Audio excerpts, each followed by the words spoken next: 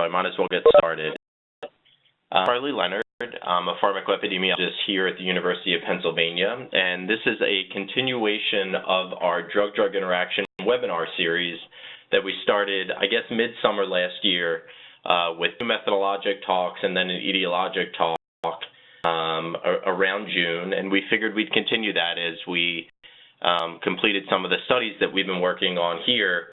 It's really been a compilation of work that Sean Hennessy and myself have been working on for the past decade or so.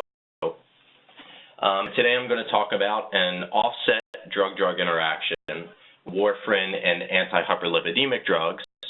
And just a little bit of a plug, we are planning a subsequent webinar, that is webinar number 5 in this series, for some time in April, possibly May, which look at a drug-drug interaction with clopidogrel and nonsteroidal anti-inflammatory drugs. So stay tuned for more information from me on that via email if you're interested in signing up.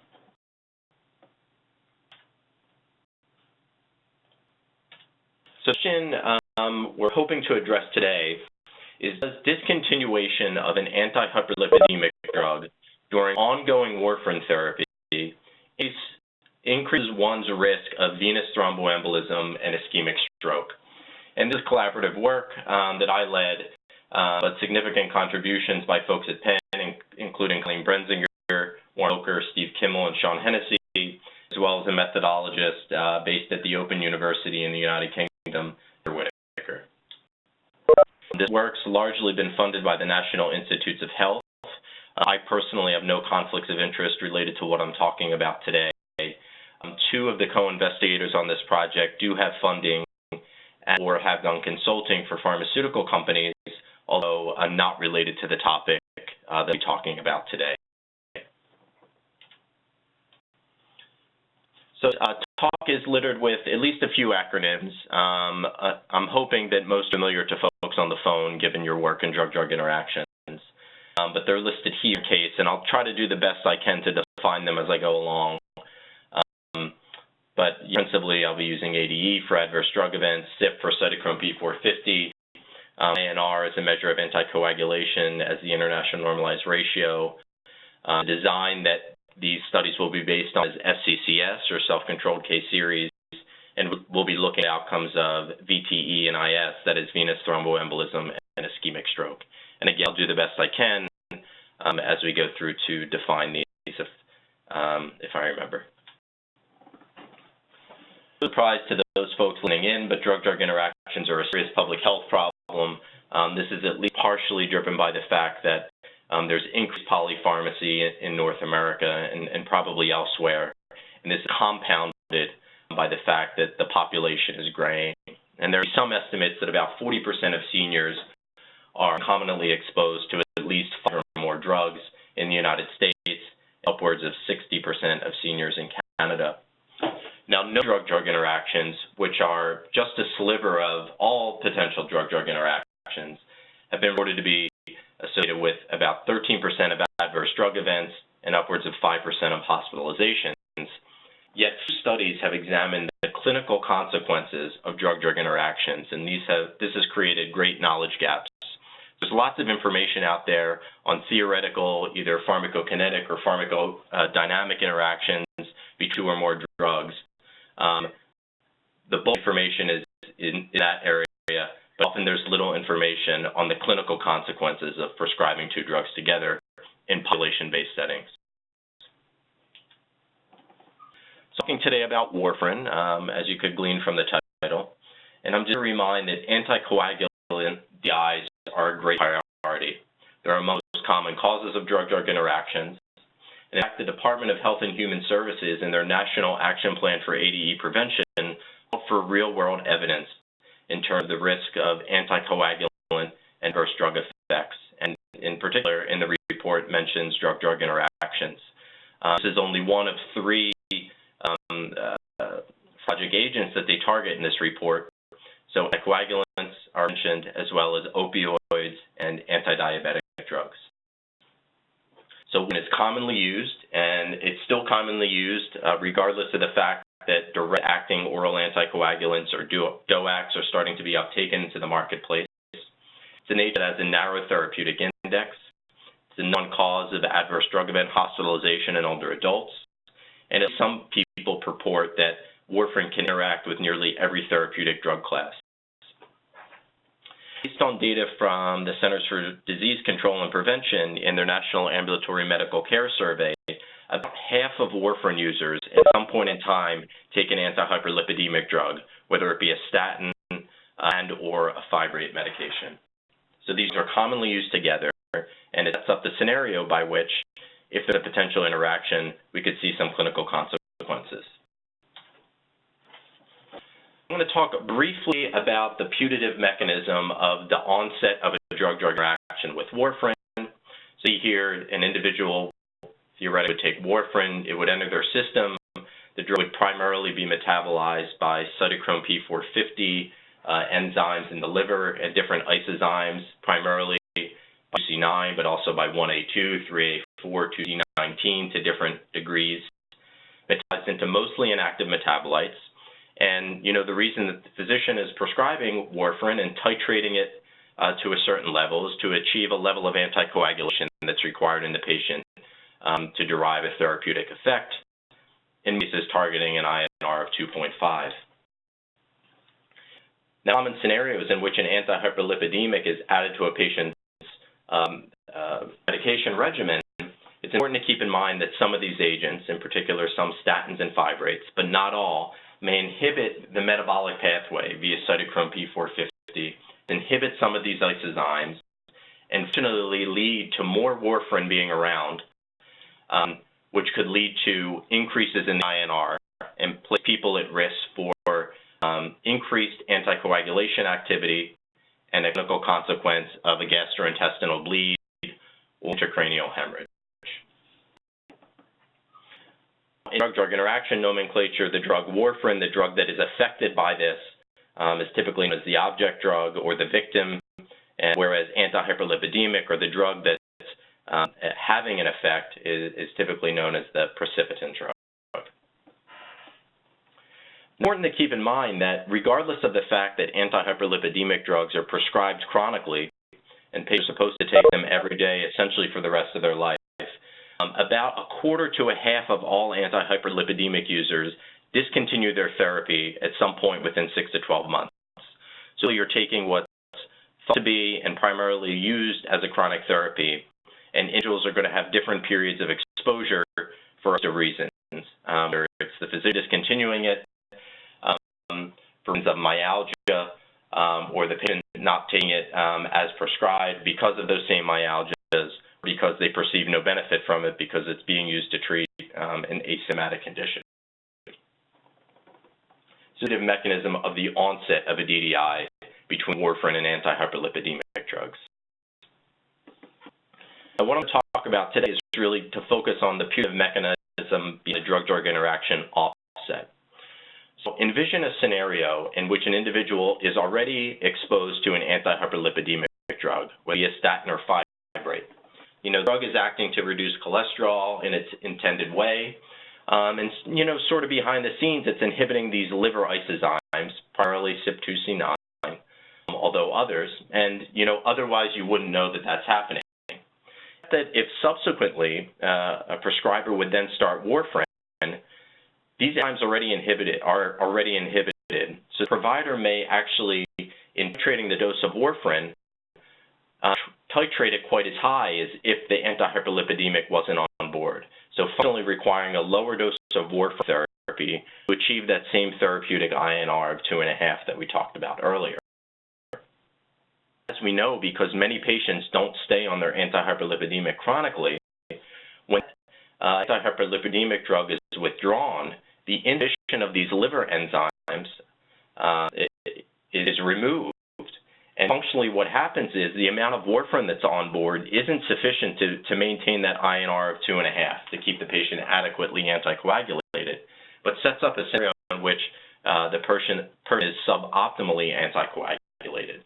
And for instance, if an individual has an INR of 1.4, they may be at increased risk upon the discontinuation of some of these statins and fibrates for thromboembolism, that is, a DVT or pulmonary embolism, as well as ischemic stroke. The reason that warfarin is being prescribed in the first place is to prevent these conditions. So we'll be describing today and talking about, in terms of the study that we conducted, was a drug interaction upon discontinuation of one of the agents in the DDI pair rather than initiation. And we've called this in our paper DDI offset. The objective of our study was to quantify and then compare the incidence rates of a composite outcome of venous thromboembolism and ischemic stroke against their sequelae of under-anticoagulation among warfarin users upon discontinuation of different antihyperlipidemic drugs. And later we did different studies for each of the different statins in each of the two rates. And what you see here is a pictorial representation of what we'll be doing. You can see in this area that I'll be talking about today, we require the individual to first be exposed to an antihyperlipidemic drug for some period of time, and then subsequently start warfarin, at which point they become concomitantly exposed, and we begin following them forward in time. Now, we've normally focused on in our drug-drug interaction research in the past is this period of risk due to DDI onset. That what is the risk of over anticoagulation? That is, what is the risk of serious bleeding due to the onset of taking both of those drugs at the same time? And our prior work in that area has been reported in publication last year in the International Journal of Cardiology. But focusing on today is the period of risk due to DDI offset. That is, incompetency begins, at which point the antihyperlipidemic drug is stopped for one reason or another. What is the risk of under-anticoagulation in this period upon which the individual is then only exposed to warfarin? And the work that I'll be talking about today, for the next 20 to 30 minutes or so, was published in the December issue of Scientific Reports. So here's a methodologic overview of our study. We conducted a set of 7 different bidirectional self-controlled case series studies, and I'll get the self-controlled case series studies in a minute. Adult new users of concomitant therapy. Individuals were individuals that were for the first time concomitantly exposed to warfarin and the antihyperlipidemic of interest. And again, we conducted a separate self-controlled case series study depending on what the antihyperlipidemic was.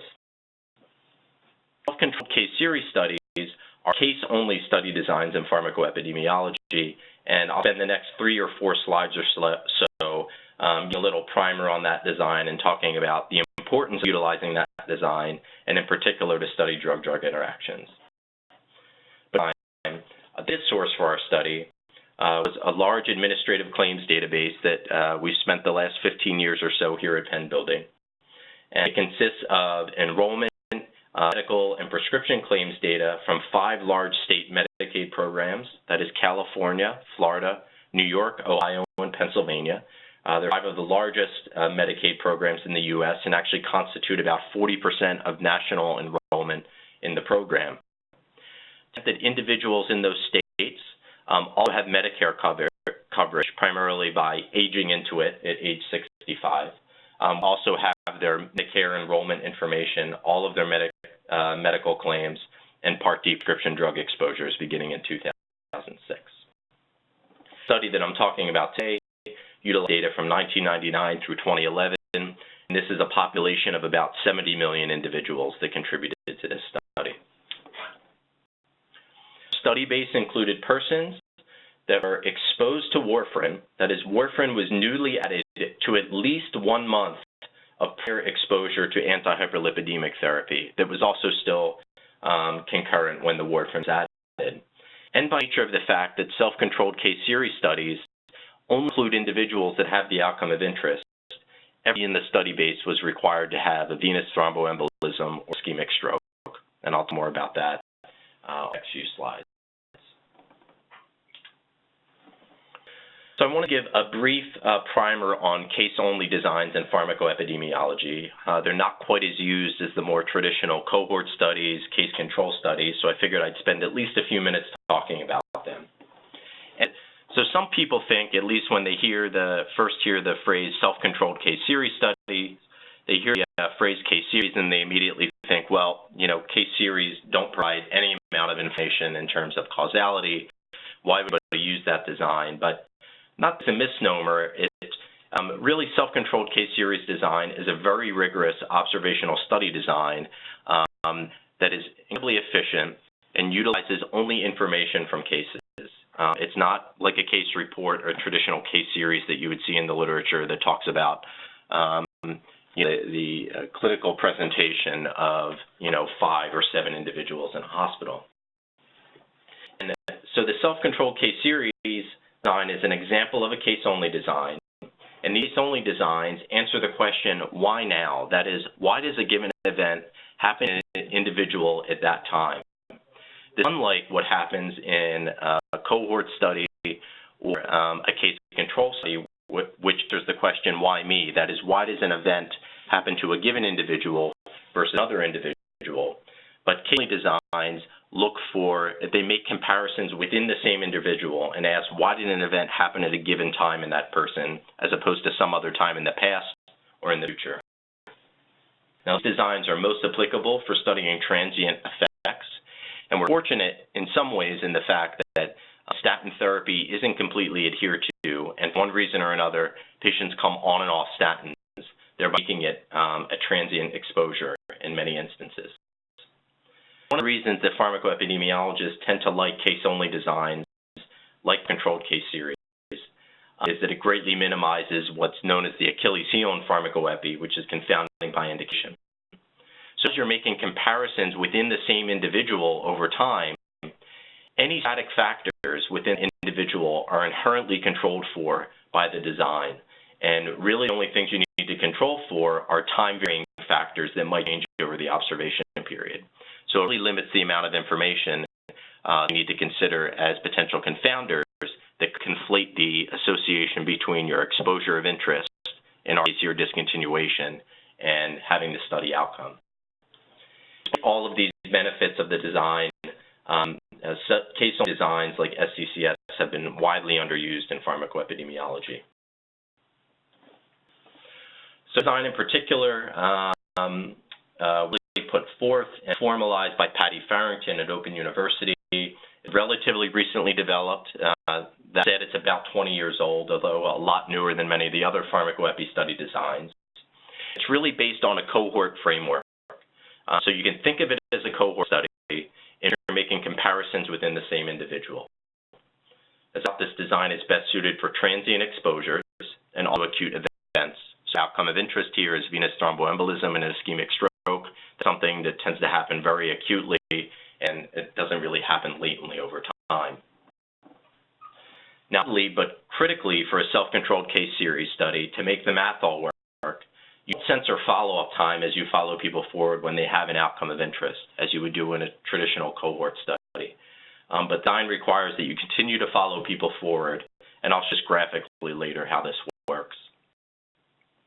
The neat aspect is once you identify the segment of follow-up time that's of interest to you, that is, in our case, upon discontinuation of one of the drugs in a drug-drug interaction pair, once you find that period that you're interested in, all the other observation time of the individual is defined as the comparator time. So you end up comparing the incidence in that risk period to all other time of the individual. And finally, SCCS studies are traditionally bidirectional. And what I mean by that is once you identify that risk period of interest, that you include non-risk periods both before and after it. And you'll see this graphically in 1 second.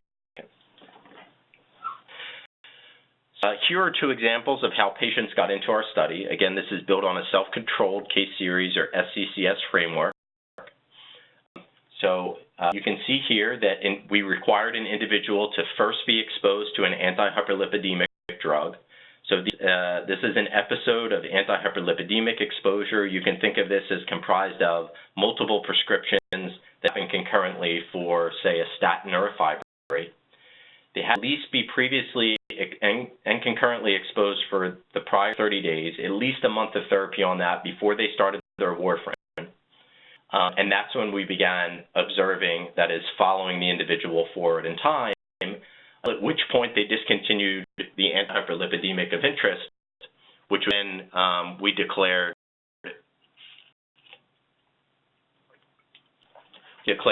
their risk period. So this is what we were interested in. Upon discontinuation, what was the risk of venous thromboembolism and an ischemic stroke? We said that they'd be at highest risk in the 90 days after discontinuation. Subsequent 90 days after that, we weren't sure what their risk would look like. Would they still be at risk for it? Wouldn't they be?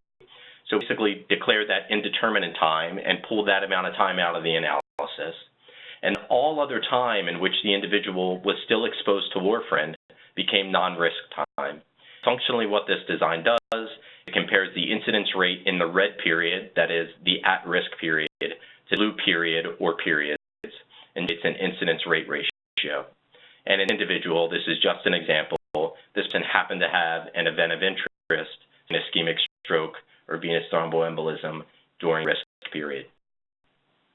It isn't limited to folks who just are on an antihyperlipidemic and then go off forever. The individual can be on and then go off and then come on again and then go off, such that you just build the risk periods in the same way.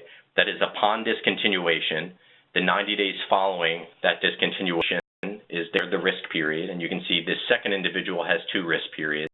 And other time, other than the washout time that we throw away, becomes a non-risk period. The important thing to keep in mind is that during all this observation, our study design still incorporates measures and controls for time-varying covariates. That is, individual factors that can change on the day level that could conflate the relationship between exposure, that discontinuation of the antihyperlipidemic drug, and outcome. You can see here a number of factors that we controlled for. There are multiple factors actually in each of these categories, including other drugs that might be prescribed that interact with warfarin or directly affect anticoagulation. We're able to measure when INRs were ordered at the test level, and then on a daily basis, what the average daily warfarin dose was.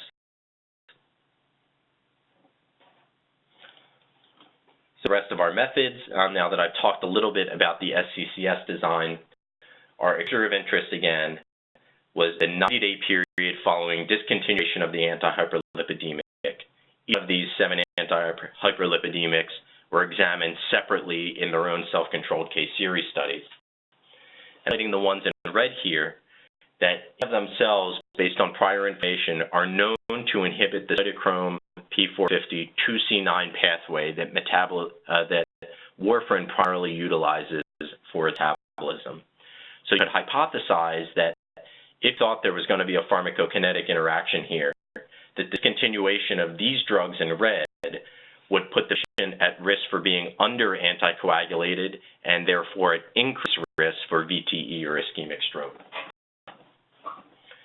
Priori declared the Pravastatin analysis to serve as a quote-unquote negative control in our SCCS study, because Pravastatin in and of itself isn't thought at all in any appreciable way to inhibit any of the CYP450 isozymes, and in particular not 2C9.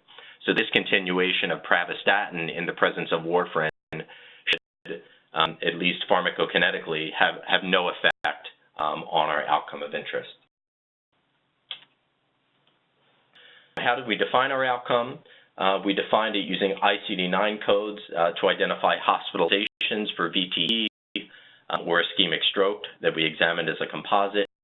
And we did this by looking at principal physician diagnoses on inpatient claims in medical claims, and work by White and by Hirschwell have identified that the positive predictive value of these given algorithms, that is for VTE and ischemic stroke, are very high, 85 to 95%, and the sensitivity of the algorithms is actually pretty decent too, hovering around 75 to 80%.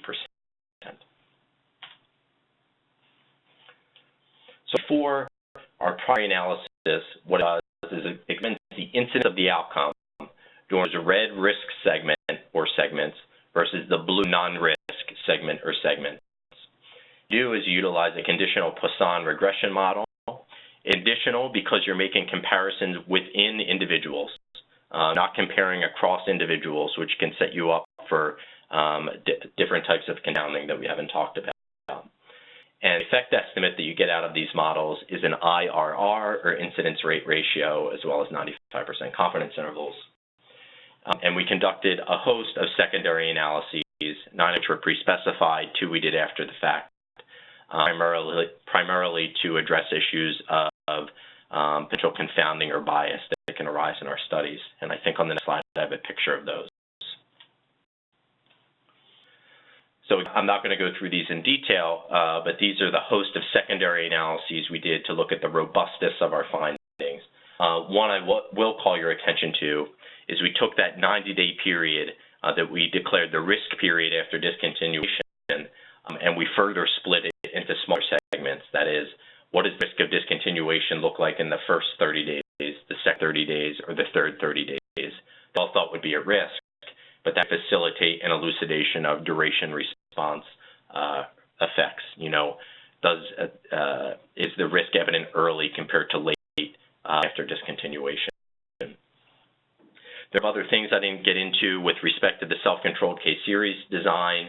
The design is based on a number of underlying assumptions, and normally what you do in these studies is you test the assumptions and you see how your findings change. So I'm not going to go through these in detail, but just to point out that we did conduct a host of sensitivity analyses to get at sensitivity of our findings to those underlying assumptions. Our findings, I'm going to start with just general demographics from these 7 separate self-controlled case series studies. Again, each of these was done separately depending on the anti-hyperlipidemic drug that was discontinued in the face of warfarin.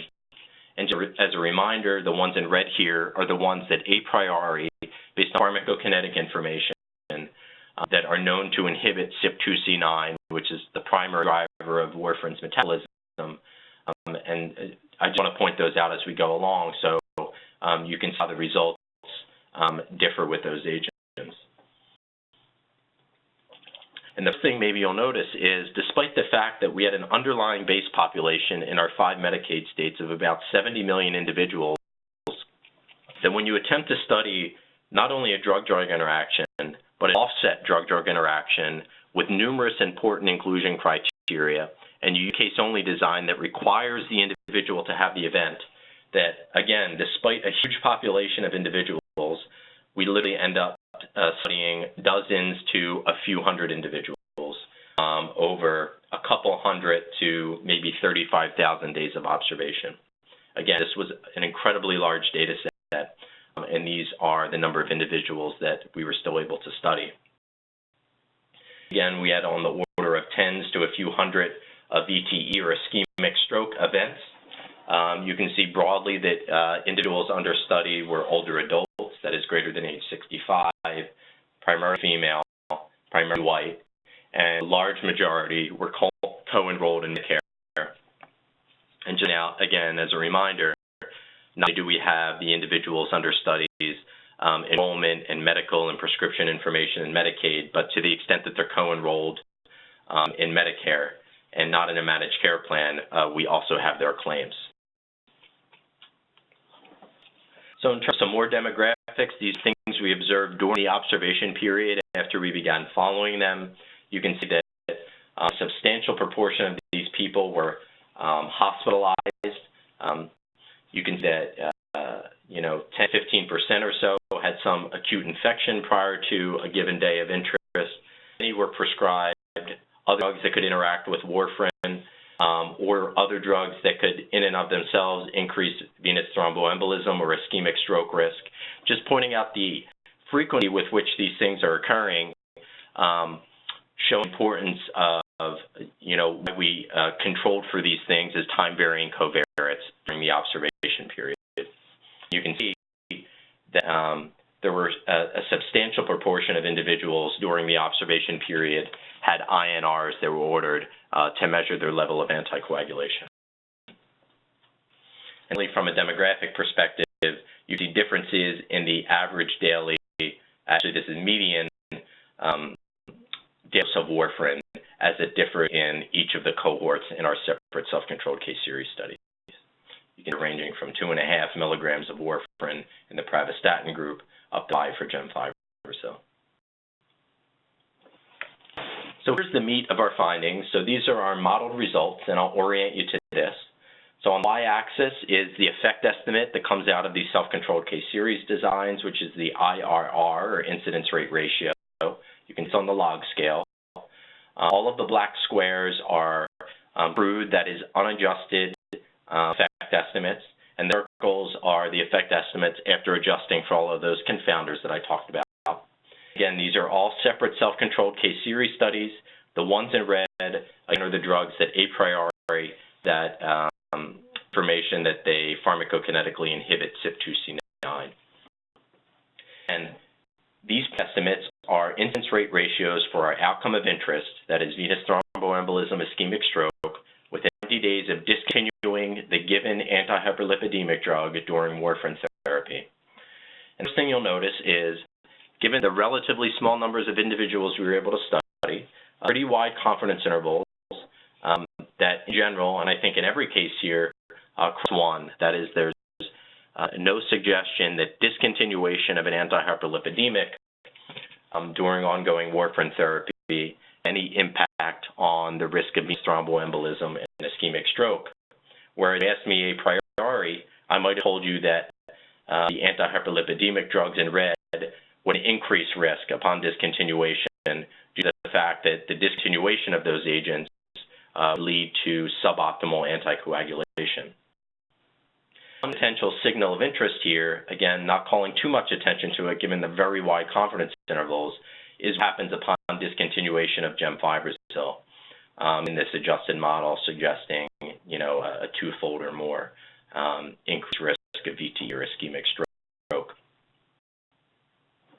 I mentioned earlier that we're going to use pravastatin as our explicit control because pravastatin is not thought to inhibit any of the CYP lysozymes to any substantive degree, and particularly not 2C9 is important to warfarin. So actually effect estimates here are ratios of incidence rate ratios, that is the IRR for the given drug over the IRR for pravastatin. Generally, you see the same pattern. None of these effect estimates are consistent with an increased risk of our outcome, and you see a potential signal with Gem5 result, maybe a 60% increase in risk, but incredibly wide confidence intervals that you do not want to draw any kind of causal information from. So findings from our host of secondary and sensitivity analyses, I'm not going to read through these. I'm just going to point out that we look to stratify that 90 days after discontinuation risk segment into smaller time bands. And as you imagine, we are already dealing with very small numbers and incredibly wide confidence intervals, that it's very hard to draw information from these now that we're slicing things even further, getting more granular. But you can see here, again, this potential signal of an increased rate ratio of about 5-fold the first 30 days after fibrozil discontinuation. Again, in general, the point is not that. The point is we really weren't seeing any increased risks that were statistically significant upon discontinuation of these statins or fibrates during warfarin therapy. I want to point out the limitations of our study. As I've said now multiple times, despite the fact that we had a base population of 70 million individuals, which is quite a large pharmacoepidemiologic database, we had limited statistical precision to study this offset drug-drug interaction. Given the fact that we're using administrative data of CMS beneficiaries and have no direct access to these individuals, we unfortunately can't get their biosamples to look to see, for instance, if they have any single nucleotide polymorphisms in their CYP, C9 metabolizing genes. No data on direct adherence. We know when these prescriptions are dispensed at the pharmacy level to the individual, but have no direct measure of whether or not they're taking them, their medications. We do look at things like medication possession ratio to see indirect measures of how much drug the individual has around, but again, we have no direct data on adherence.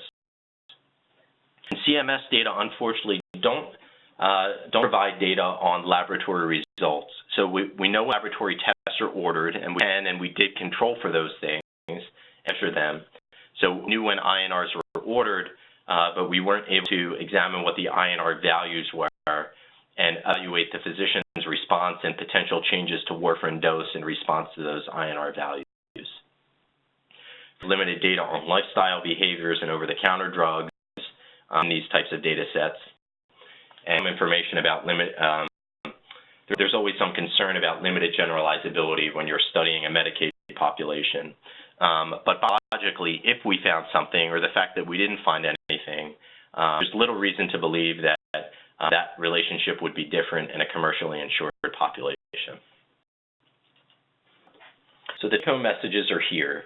First, that this is the first study to our knowledge to examine the clinical sequelae of an offset drug-drug interaction with warfarin in a population-based setting. Found no clear relationship between discontinuing individual statins or fibrates and the outcome of venous thromboembolism and an ischemic stroke, which would occur due to under-anticoagulation.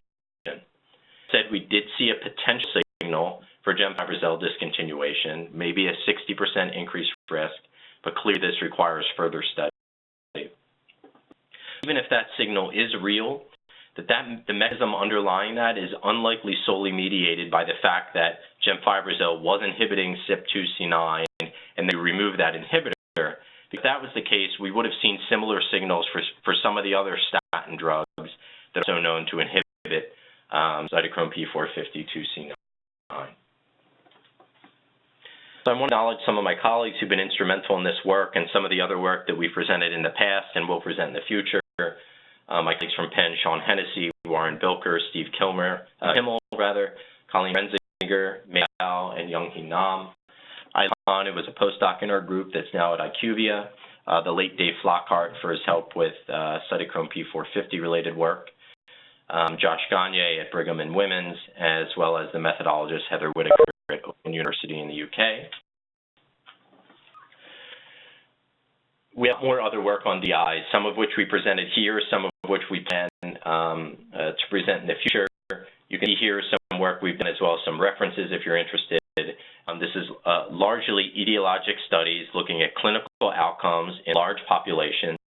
We've also done some work both on physiologically based pharmacokinetic screening as well as pharmacoepi screening to identify potential DDI signals in populations. And we have some ongoing work right now that we're really excited about, including a recently completed study that examined your adverse cardiovascular events in concomitant users of clopidogrel and NSAIDs. And that will be the topic of our 5th session. We'll follow this one probably next month in April, possibly in May. And again, I'll be in touch with information about that. So to the extent that you happen to not see our prior 3 sessions on our drug interaction webinar, you could navigate your browser to our CPIRT TV channel or YouTube and get access to them there. In a week or two, this session will be up there, will be edited and up there and available for viewing as well. And I'd be remiss if I didn't finish by mentioning pharmacoepi training opportunities at Penn, in particular our pharmacoepi group here, spearheaded by Sean Hennessy. We do a lot of work applying pharmacoepi principles to the study of drug-drug interactions in populations, in particular focused on drug safety issues. For folks interested in learning more about that in terms of formal training, we have a Master's of Science in Clinical Epidemiology program, as well as a PhD program here. For both those programs, we potentially have tuition and stipend support available through one of our federal training grants.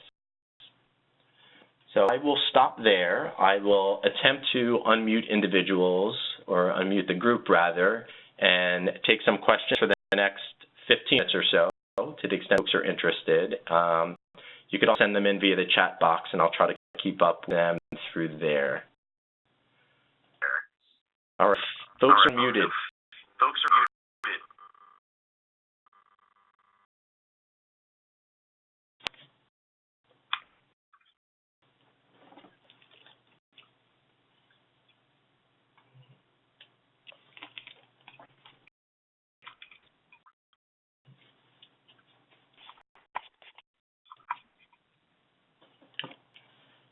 So not seeing any questions come through the chat box.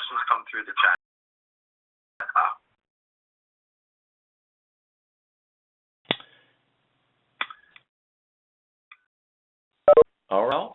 Hearing no questions, I appreciate everyone's attention today, and I'll be in touch about our 5th and follow-up session, which will be next month or in May. Thanks, everybody. Take care.